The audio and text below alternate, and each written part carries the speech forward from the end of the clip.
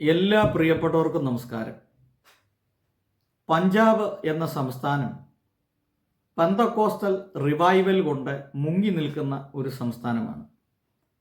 ലക്ഷക്കണക്കിന് ആളുകളാണ് ഹിന്ദു മതവും സിഖ് മതവും വിട്ട് ക്രിസ്തീയ വിശ്വാസത്തിലേക്ക് വരുന്നത് എന്നുള്ളത് വാർത്താ മാധ്യമങ്ങൾ ശക്തമായി റിപ്പോർട്ട് ചെയ്യുകയാണ്. അതായത് നാഷണൽ ന്യൂസുകളും അതുപോലെ യൂട്യൂബേഴ്സും ഒക്കെ വളരെ ശക്തമായിട്ട് ഈ പഞ്ചാബിനെ കുറിച്ച് റിപ്പോർട്ട് ചെയ്യുന്നു. ലക്ഷക്കണക്കിന് ആളുകൾ ക്രൈസ്തവ വിശ്വാസം സ്വീകരിക്കുന്നു. അപ്പം അതിൽ പ്രധാനമായി അവിടുത്തെ ആത്മീയ നേതാക്കന്മാരിൽ ഒരു ആളാണ് പ്രൊഫറ്റ് ബജീന്ദർ സിംഗ്. പക്ഷേ ഈ ബജീന്ദർ സിംഗിനെതിരെ ഒരു ലൈംഗിക ആരോപണം ഉണ്ടായിരിക്കുകയാണ്. അത് FIR ആയി, അതായത് കേസായി. കാരണം ഇതാണ് സംഭവം. അതായത് ചില വർഷങ്ങൾക്ക് മുമ്പ് തൻ്റെ മിനിസ്ട്രിയിലോ അല്ലെങ്കിൽ തൻ്റെ ഭവനത്തിലോ ആയിരുന്ന ഒരു പെൺകുട്ടി, അന്ന് അവർക്ക് 17 വയസ്സ് പ്രായമേ ഉണ്ടായിരുന്നുള്ളൂ. 17 വയസ്സ് പ്രായമുള്ള ഈ പെൺകുട്ടിയെ പ്രൊഫറ്റ് ബജീന്ദർ സിംഗ് ലൈംഗികമായി ചൂഷണം ചെയ്തു എന്നുള്ളതാണ് ഇപ്പോൾ പുറത്തു വരുന്ന ഒരു വാർത്ത. അപ്പോൾ ഇതുമായി ബന്ധപ്പെട്ട് കേസ് രജിസ്റ്റർ ചെയ്തിട്ടുണ്ട്. ഏതാണ്ട് 3 ലക്ഷത്തോളം സഭാവിശ്വാസികളുള്ള ഒരു പാസ്റ്ററാണ് ഈ ബജീന്ദർ സിംഗ് എന്ന് പറയുന്നത്. അതുമാത്രമല്ല, ലോകത്തിൻ്റെ വിവിധ ഭാഗങ്ങളിൽ അദ്ദേഹം കടന്നുപോയി വളരെ ശക്തമായ ശുശ്രൂഷകൾ ചെയ്യുകയും ഈ അടുത്ത നാളുകളിൽ നേപ്പാളിൽ പോയി. നേപ്പാളിലൊക്കെ ലക്ഷക്കണക്കിന് ആളുകളാണ് അദ്ദേഹത്തിൻ്റെ മീറ്റിങ്ങിൽ പങ്കെടുത്തത്. അങ്ങനെ പ്രശസ്തിയുടെ ഉച്ചകോടിയിൽ, അത്യുച്ചകോടിയിൽ നിൽക്കുന്ന ഒരു വ്യക്തിയാണ് ഈ പാസ്റ്റർ ബജീന്ദർ സിംഗ് എന്ന് പറയുന്നത്. ഇന്ത്യയിലെ ഏറ്റവും ശക്തനായ സുവിശേഷകൻ എന്ന പേരിന് യോഗ്യനാണ്. കാരണം ഏറ്റവും കൂടുതൽ ആളുകളുള്ള ഇദ്ദേഹം വന്നാലാണ് ഏറ്റവും കൂടുതൽ ആളുകൾ മീറ്റിങ്ങിൽ പങ്കെടുക്കുന്നത്. അതുപോലെ ശക്തനായ ഒരു വ്യക്തിയാണ് ബജീന്ദർ സിംഗ് എന്ന് പറയുന്നത്. അദ്ദേഹം മരിച്ച ആളുകളെ ഉയർപ്പിച്ചിട്ടുണ്ട്, ഭൂതം ബാധിച്ചവരെ വിടുവിച്ചിട്ടുണ്ട്, വികലാംഗരായിട്ടുള്ള ആളുകളെ എഴുന്നേൽപ്പിച്ച് നടത്തിയിട്ടുണ്ട്. ഇങ്ങനെ അത്ഭുതം, ഒരുപാട് മിറക്കിളുകൾ അദ്ദേഹം നടത്തിയിട്ടുള്ള വ്യക്തിയാണ്. ഒരുപാട് അത്ഭുതങ്ങൾ നടത്തിയിട്ടുള്ള ഒരു വ്യക്തിയാണ് ഇദ്ദേഹം, ഇപ്പോഴും നടത്തിക്കൊണ്ടിരിക്കുന്നു. അതുകൊണ്ട് തന്നെ ഞങ്ങളുടെ ഈ ഉത്തർപ്രദേശിൽ നിന്ന് വരെയും ഇദ്ദേഹത്തിൻ്റെ അടുക്കിലേക്ക്, പഞ്ചാബിലേക്ക് ഭൂതം ബാധിച്ചവരെയും ഭ്രാന്ത് പിടിച്ചവരെയും രോഗികളായിട്ടുള്ളവരെയൊക്കെ വിളിച്ചുകൊണ്ട് ആളുകൾ പോകുന്നുണ്ട്. ഈ അടുത്ത നാളുകളിൽ നമ്മുടെ ഒരു സ്നേഹിതൻ ഇവിടുന്ന് പോയി, ബജീന്ദർ സിംഗിൻ്റെ അടുത്ത് പോയി, പ്രാർത്ഥനയിൽ പോയി. തൻ്റെ മകൾക്ക് തലയ്ക്ക് അല്പം വെളിവിൽ സുഖമില്ലാതായി, അതായത് ഭൂതം ബാധിച്ചു. ഇതുമായി ബന്ധപ്പെട്ട് ഇവരെ കൊണ്ടുപോയി സൗഖ്യം ഒക്കെ ആയി തിരിച്ചു വന്നു. അപ്പോൾ അങ്ങനെ ഇന്ത്യയുടെ നാനാഭാഗങ്ങളിൽ നിന്ന് മാത്രമല്ല, ലോകത്തിൻ്റെ നാനാഭാഗങ്ങളിൽ നിന്ന് ഈ ബജീന്ദർ സിംഗ് എന്ന് പറയുന്ന ഈ പ്രൊഫറ്റിനെ, അതായത് പ്രവാചകനെ തേടി ആളുകൾ, ലക്ഷക്കണക്കിന് ആളുകൾ ഒഴുകുകയാണ്. ഇനി അതുമാത്രമല്ല, രാഷ്ട്രീയ സാംസ്കാരിക മേഖലയിൽ പ്രവർത്തിക്കുന്നവർ, അതുപോലെ ഗുസ്തി ചാമ്പ്യന്മാർ, ഗ്രേറ്റ് കാലി ഉൾപ്പെടെയുള്ള ഗുസ്തി ചാമ്പ്യന്മാർ, അതുപോലെ സിനിമാ ഫീൽഡിൽ പ്രവർത്തിക്കുന്ന ആളുകൾ, കായിക താരങ്ങൾ, അങ്ങനെ സമൂഹത്തിലെ, ഇന്ത്യയിലെ പ്രശസ്തരായിട്ടുള്ള ആളുകളൊക്കെയും അദ്ദേഹത്തിൻ്റെ ഒരു ഡേറ്റിന് വേണ്ടി കാത്തിരിക്കുകയും അദ്ദേഹത്തെ പോയി കാണുകയും അനുഗ്രഹം മേടിക്കുകയൊക്കെ ചെയ്യുകയാണ്. അപ്പം ഇതിൻ്റെ ഇടയിലാണ്, ഇത്രയും പ്രശസ്തയുടെ അത്യുന്നത കോടിയിൽ നിൽക്കുമ്പോഴാണ് ഇദ്ദേഹത്തിനെതിരെ വരുന്ന ലൈംഗിക പീഡന ആരോപണം. ഈ പരാതിക്കാരി പറയുന്നത്, പരാതിക്കാരിയും അവരുടെ ഭർത്താവും പറയുന്നത്, 17 വയസ്സുള്ളപ്പോൾ ഈ പെൺകുട്ടിയെ ബജീന്ദർ സിംഗ് എന്ന് പറയുന്ന ഈ പ്രൊഫറ്റ് ഇദ്ദേഹം ബലാത്സംഗം ചെയ്തു, അല്ലെങ്കിൽ ലൈംഗികമായി പീഡിപ്പിച്ചു എന്നാണ്. അതുമാത്രമല്ല, പീഡിപ്പിച്ചതിന് ശേഷം താൻ ഇത് പരാതിപ്പെട്ടാൽ നിങ്ങളുടെ കുടുംബത്തെ കൊന്നുകളയും എന്ന് ഭീഷണിപ്പെടുത്തിയെന്നും, ഇവർ എവിടെയെങ്കിലും പോകുന്ന സ്ഥലങ്ങളിൽ ഇവരുടെ പുറകെ നടന്ന് ഇവരെ ശല്യപ്പെടുത്തുകയും ഇവരെ നിരന്തരം ഭീഷണിപ്പെടുത്തുകയും, ഇത് പുറത്തു പറഞ്ഞു കഴിഞ്ഞാൽ കുടുംബത്തെ ഇല്ലായ്മ ചെയ്യും എന്ന് എന്നൊക്കെയാണ് ഇത് പറയുന്നത്. എന്നാൽ ബജീന്ദർ സിംഗിൻ്റെ ഇവരുടെയൊക്കെ വീഡിയോകൾ ഞാൻ കണ്ടു. ബജീന്ദർ സിംഗ് പറയുന്നത് ഇതൊരു കുടിപ്പകയുടെ കഥയാണ്. കുടിപ്പക എന്ന് പറഞ്ഞാൽ പാസ്റ്റർ വിജയ് എന്ന് പറയുന്ന ഒരു പാസ്റ്ററും പാസ്റ്റർ ബൈജേന്ദർ സിംഗും തമ്മിലുള്ള ഈ ആത്മീയ മേഖലയിലുള്ള ഈ പ്രവർത്തനങ്ങളുടെ ഒരു വടംവലിയാണ് ഇതിൻ്റെ കാരണം. അപ്പോൾ പാസ്റ്റർ വിജയും ഒരു ചെങ്കായി സഭ നടത്തുന്നതാണ്. ചെങ്കായി സഭ എന്ന് പറഞ്ഞാൽ വിടുതൽ ശുശ്രൂഷ. ഇതുപോലെ വിടുതൽ ശുശ്രൂഷ നടത്തുന്ന കുറേ ആളുകളെ വിളിച്ചു കൂട്ടും, ഒരു വിടുതൽ ശുശ്രൂഷ നടത്തും. ഇവിടെ ചെങ്കായി സഭ എന്ന് പറഞ്ഞ പരിപാടിയൊക്കെ ഉണ്ട്. അപ്പോൾ ബജീന്ദർ സിംഗിനെ പോലെ ഇത്രമാത്രം ശക്തമായി ഇദ്ദേഹത്തിന് ശോഭിക്കാൻ കഴിയുന്നില്ല.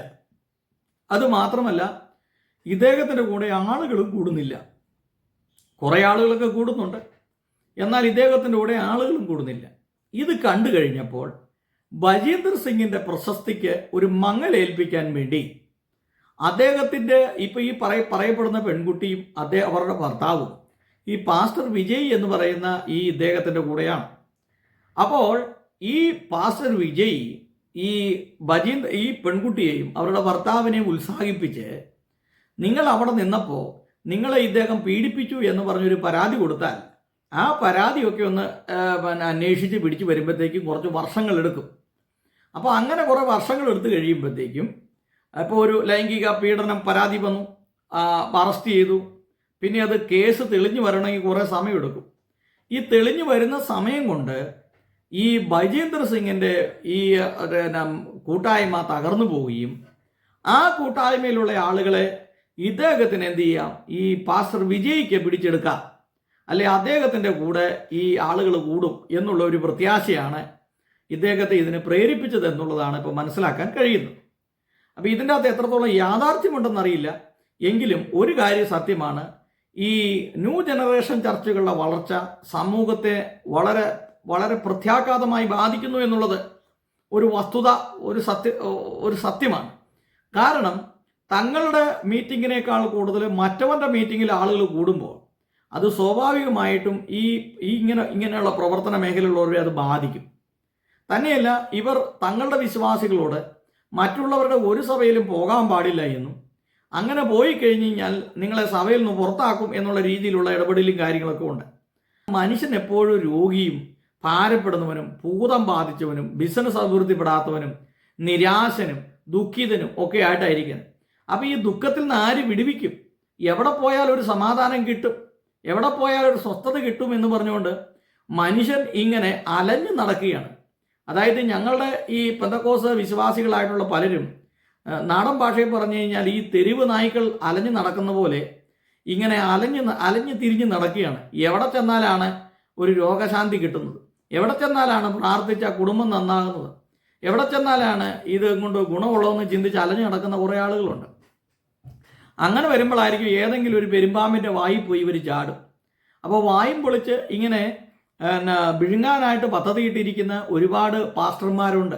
വരുന്നവനെ ഈ അമ്പലം പിഴുങ്ങി എന്നൊക്കെ നമ്മൾ കേട്ടില്ല, അമ്പലം പിഴുങ്ങി എന്ന് കേട്ടില്ല എന്ന് പറഞ്ഞ പോലെ പെരുമ്പാമ്പിൻ്റെ വായും വെച്ചുകൊണ്ട് ഇവന്മാരിവിടെ പല സ്ഥലത്തും കൂട്ടായ്മയൊക്കെ ഉണ്ടാക്കി ഇരിക്കുകയാണ്. എവിടെയെങ്കിലും ഒരു വീട് വാടകയ്ക്ക് എടുക്കും, അല്ലെങ്കിൽ ഏതെങ്കിലും ഒരു ഹോൾ വാടകയ്ക്ക് എടുക്കും, അവിടെ 2 കീബോർഡും ഗിറ്റാറും എല്ലാം കൊണ്ടുവന്ന് വെക്കും, എന്നിട്ട് കുറേ കള്ളപ്രവചനങ്ങളെല്ലാം നടത്തും, എന്നിട്ട് കുറേ പരിപാടികളെല്ലാം നടത്തും, എന്നിട്ട് അത് ഒരു വലിയ സംഭവമാക്കി മാറ്റും. കുറേ ആളുകൾ കൂടും, പെട്ടുപിഴച്ച് ഏതെങ്കിലും ഒരുത്തിൻ്റെ വയറ്റുവേദനയോ നടുവേദനയോ നട്ടൽ വേദനയോ തലവേദനയോ മൂക്കി പനിയോ മാറിക്കഴിഞ്ഞാൽ പിന്നെ അതൊരു വലിയ ആദായമായി മാറും.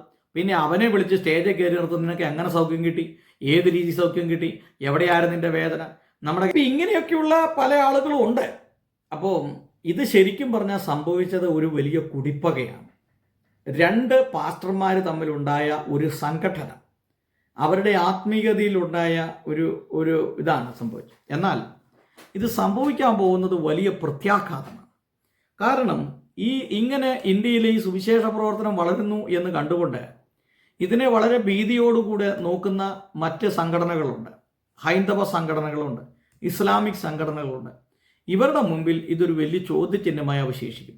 ഇനി ഈ ബജേന്ദർ സിംഗ് എന്ന് പറയുന്ന ഈ കക്ഷി, ഇദ്ദേഹം ഈ 17 വയസ്സുള്ള ഈ പെൺകുട്ടിയെ പീഡിപ്പിച്ചു എന്നിരിക്കട്ടെ, എന്നാൽ അതൊരു വലിയ പ്രത്യാഘാതം തന്നെ സൃഷ്ടിക്കും. കാരണം 3 ലക്ഷത്തിലധികം വിശ്വാസികളുള്ള ഇദ്ദേഹത്തിൻ്റെ ഈ സഭ ഇദ്ദേഹത്തെ പിടിച്ച് പോലീസ് അറസ്റ്റ് ചെയ്ത് ജയിലിൽ വിടുന്നതോടുകൂടി ഏതാണ്ട് ആ കാര്യത്തിനൊരു തീരുമാനമാകും എന്നുള്ളതാണ് ഞാൻ മനസ്സിലാക്കുന്നത്. കാരണം ഇവരുടെയൊക്കെ പ്രസ്ഥാനം നിലനിൽക്കുന്ന വൺ മാൻ ഷോയിലാണ്. കാരണം വേറൊരാളില്ല.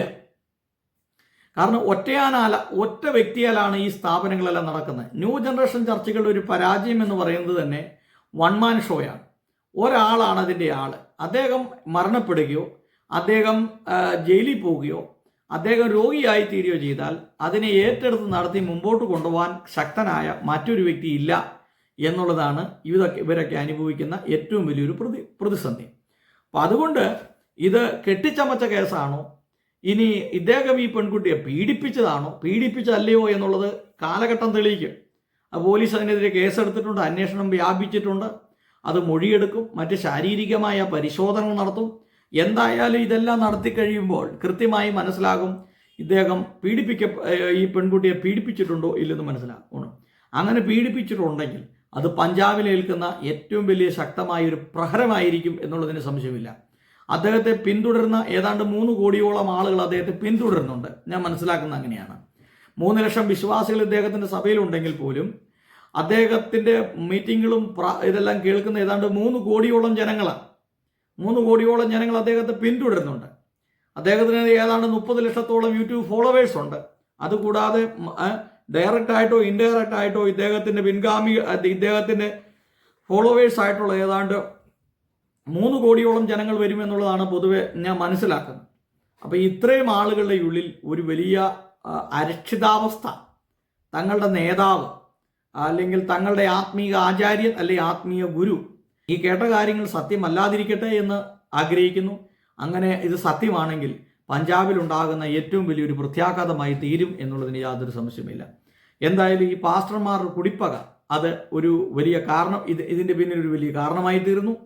അതുകൊണ്ടാണ് ഈ ന്യൂ ജനറേഷൻ ചർച്ചകൾ വളർന്നു വരുന്നതോടുകൂടി ഗുണമുണ്ടോ എന്ന് ചോദിച്ചാൽ ഗുണമുണ്ട്, എന്നാൽ ഇങ്ങനെ ചില പാസ്റ്റർമാരുടെ ഈ പക കൊണ്ട് അത് ദോഷമായി ഭവിക്കാനും സാധ്യതയുണ്ട്. അപ്പം അതുകൊണ്ട് എന്തായാലും നമുക്ക് ഈ വിഷയത്തെ ഓർത്ത് നമുക്ക് പ്രാർത്ഥിക്കുകയും പ്രവർത്തിക്കുകയും ചെയ്യാം. എന്തായാലും പഞ്ചാബിലെ സുവിശേഷ പ്രവർത്തനങ്ങൾക്ക് ഒരു പ്രത്യാഘാതം ഉണ്ടാകാതിരിക്കട്ടെ എന്ന് നമുക്ക് ആശ്വസിക്കാം.